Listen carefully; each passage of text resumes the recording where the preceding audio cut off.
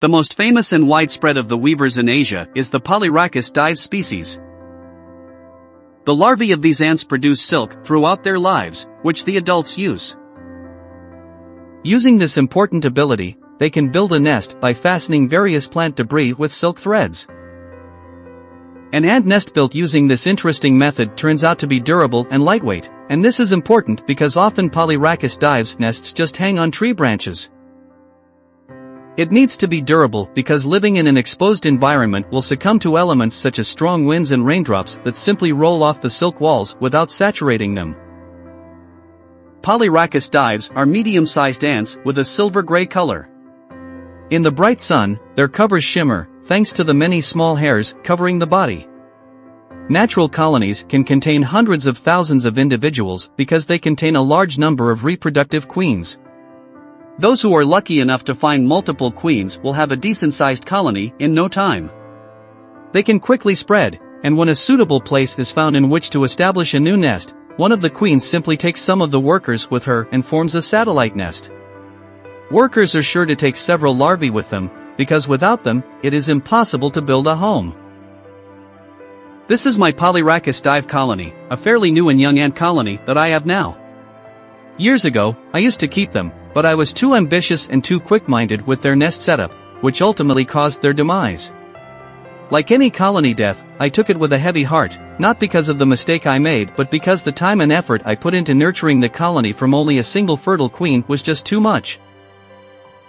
Fast forward to today, I never wanted to complicate things again and took a simple and slower setup approach, such as the test tube and outworld setup.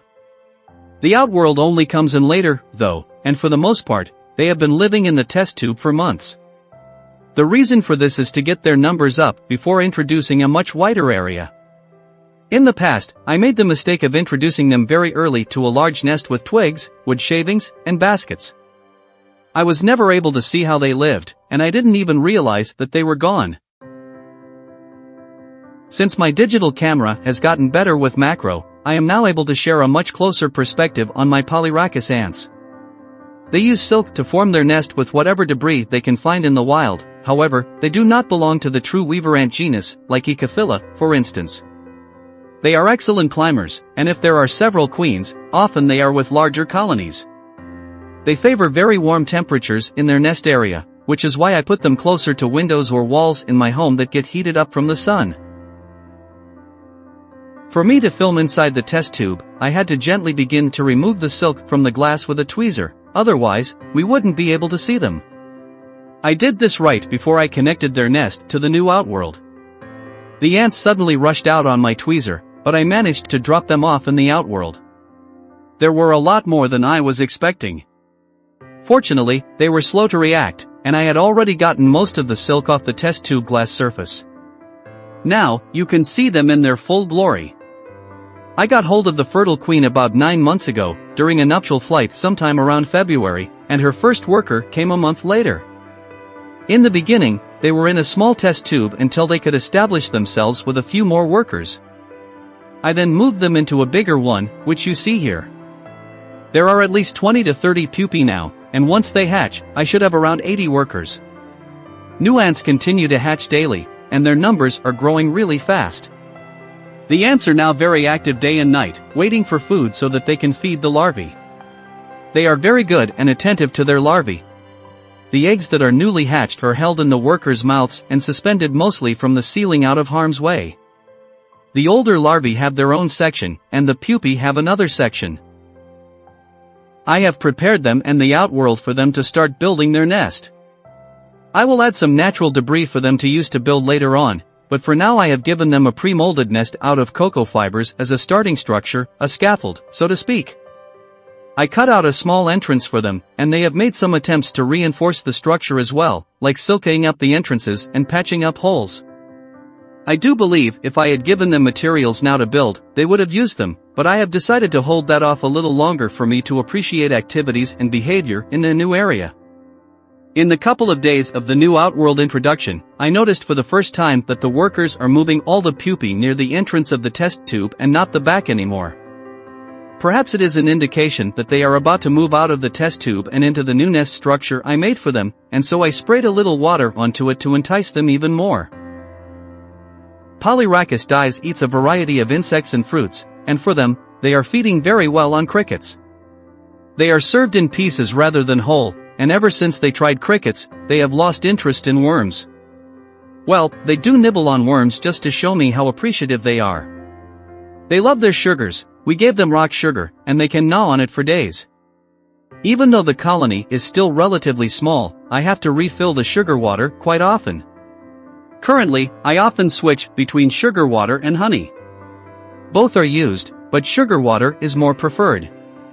Don't forget to give them fresh water, as it is essential to their well-being, and many people take it for granted that relying on sugar water is adequate. Cleaning is now getting quite difficult because there are always a lot of ants rushing out whenever there are disturbances in the nest. Over many months of keeping them, many workers have died from old age, which is no cause for alarm. I just have to make sure there is sufficient protein intake and leave the rest to the queen to boost colony numbers. Talking about death, Polyrhachis dives have a strange pastime. For them, it is to carry their dead around the nest. They spend a lot of time doing this, as though paying last respect to their fallen sisters before laying their bodies in the garbage pile. My Polyrhachis dives are continuing to grow in numbers, and I estimate they will double their population in the next few months since they have just outgrown their test tube, and hopefully they will move into the new cocoa fiber basket nest I have provided. These ants just do not stop. They are always on the move, mostly walking around and exploring. I have had quite a few escapees ever since I gave them the outworld, and despite applying powder anti-escape, they managed to rub it off with their constant movement over the same area. Every 2 months or so, I will have to reapply the powder just to be sure. Polyrhachis dives queens are not easy to find, but if you are lucky enough to be able to start one, they will make great pets due to their nest building and large numbers. They are popular because of their beautiful, well-built nest in the wild, held together with silk. They are very active, keep wandering around, and are certainly not your first ant colony species. However, if you are an ambitious keeper, you will need to provide a large terrarium for this colony to be able to observe their behavior more naturally. Not everything with them is as simple as it seems at first glance, and so I thought. I did learn from past mistakes and now learn not to rush things with them, and this was the part of my story I am sharing. Last but not the least, I'm excited to see the outcome of this setup. Few months down the road I will introduce more new nest building mediums for them to use for their nest, and I will keep you updated on their progress. I welcome any comments on ideas for improving their setup.